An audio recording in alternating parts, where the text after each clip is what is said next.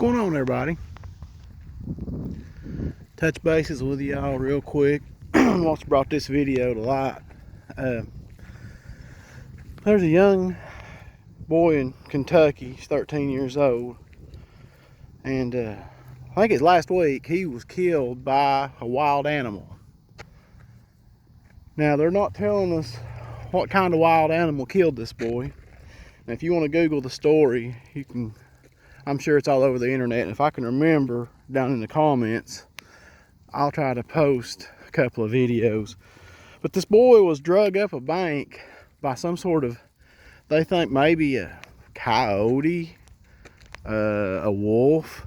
They're not sure what's exactly done this. And what could drag a 13-year-old boy up a cliff like that, and him kicking and screaming and kicking it in the mouth and stuff, just don't, it ain't adding up. And the sheriff knows that himself.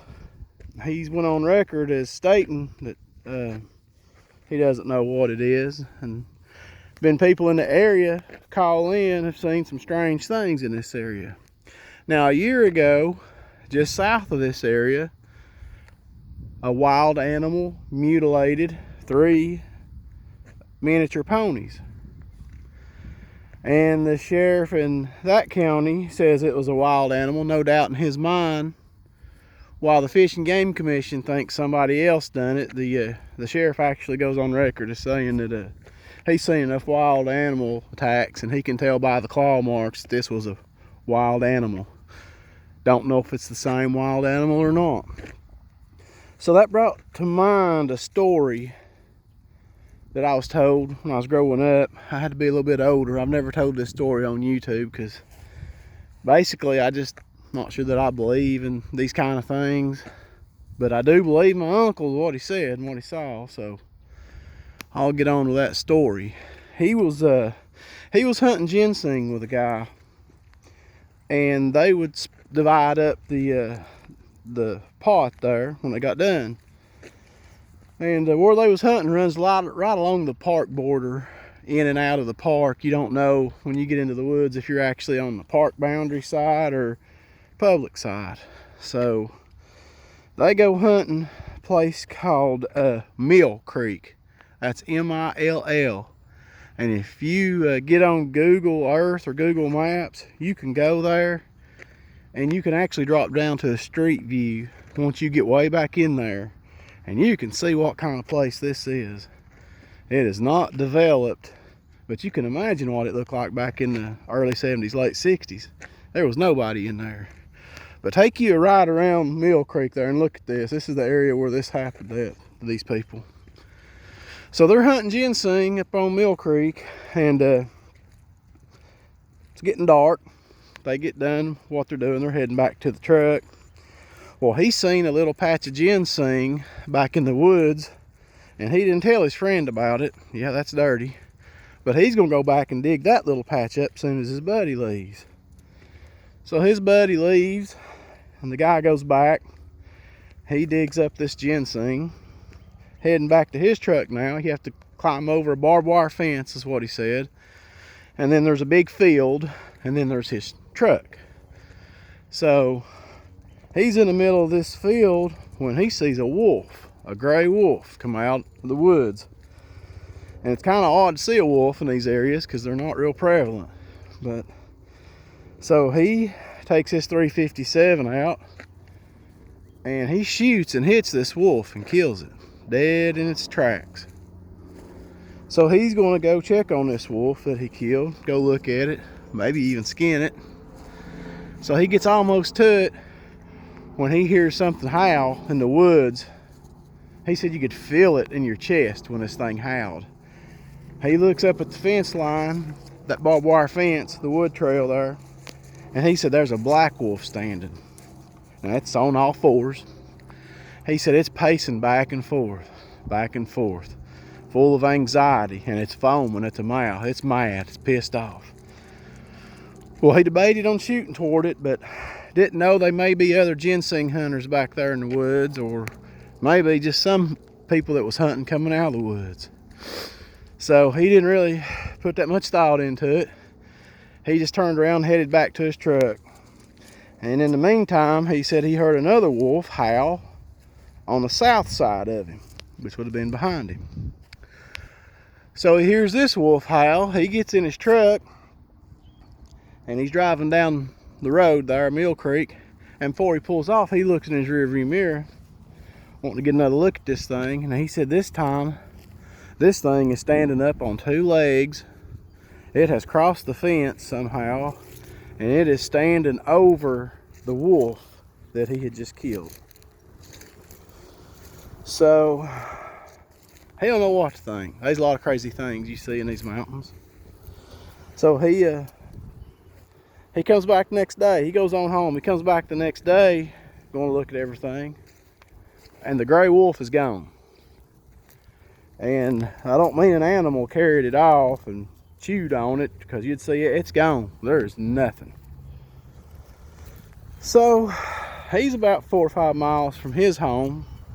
If you follow that loop, you know what I'm talking about. And I don't know, a week goes by or 2 weeks goes by.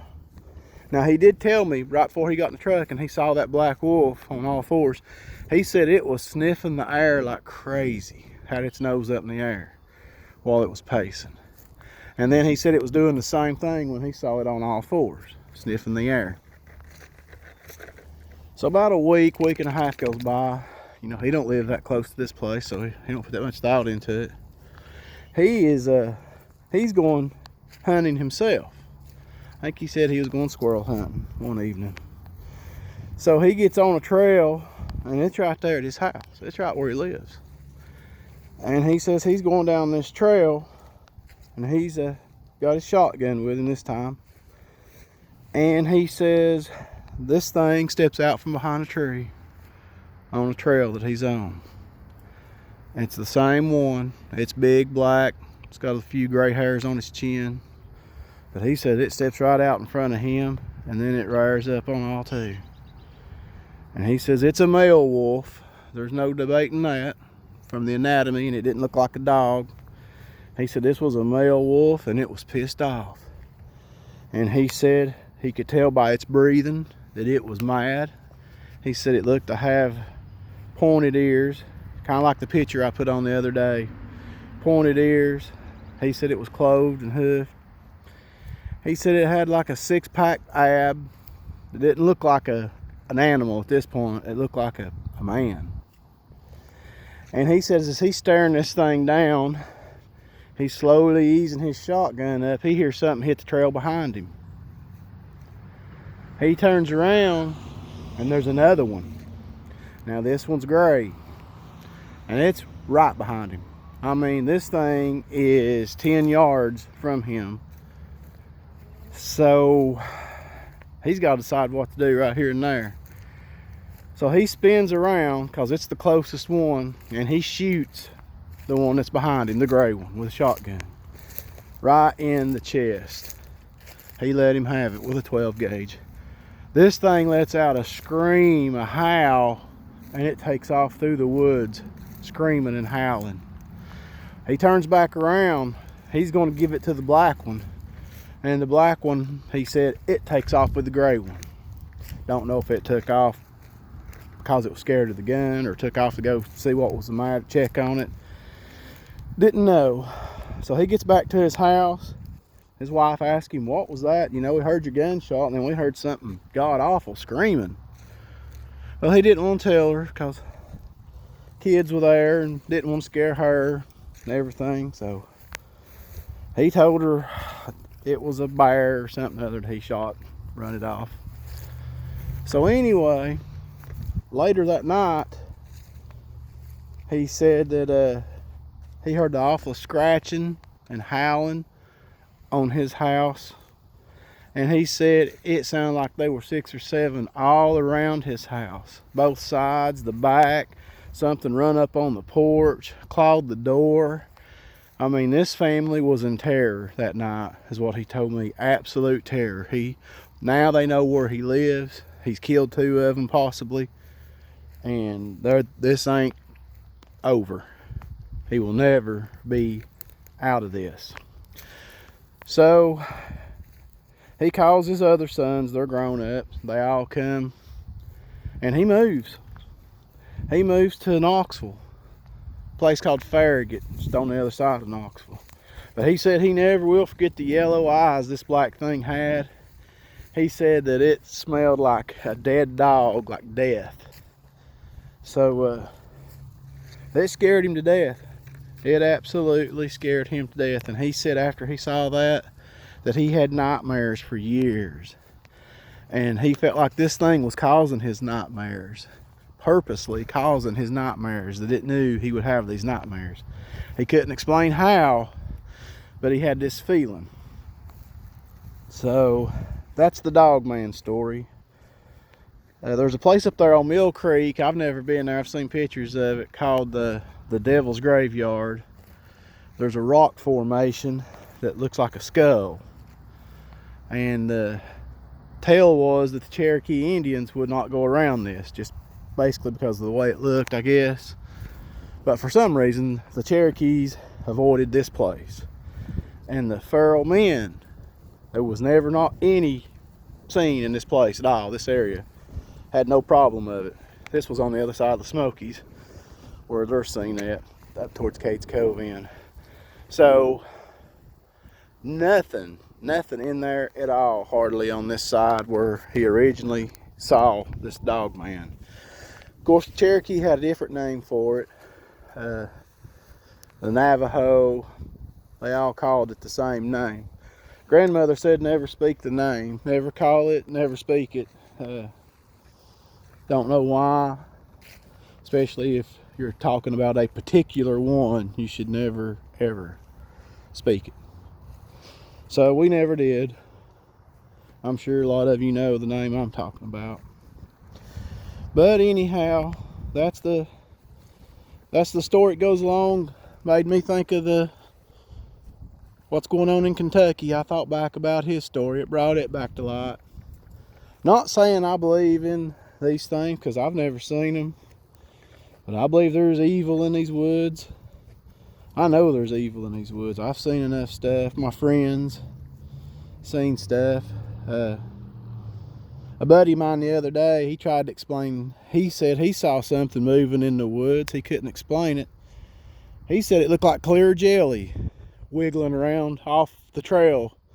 He said he sat and watched it. All the animals got quiet. Nothing made a sound. And he said it just sort of dissipated and went away. He told me he'd never seen nothing like that before, and he don't know anybody else that's seen it.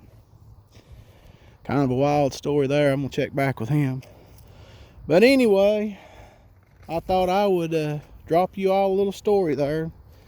Kind of go along with it. Like I say, if I can remember it, I'll put the links down in the comments to what's going on with that boy in Kentucky, and you can kind of check that out for yourself. Notice there's a big clear spot in this graveyard where there's no graves.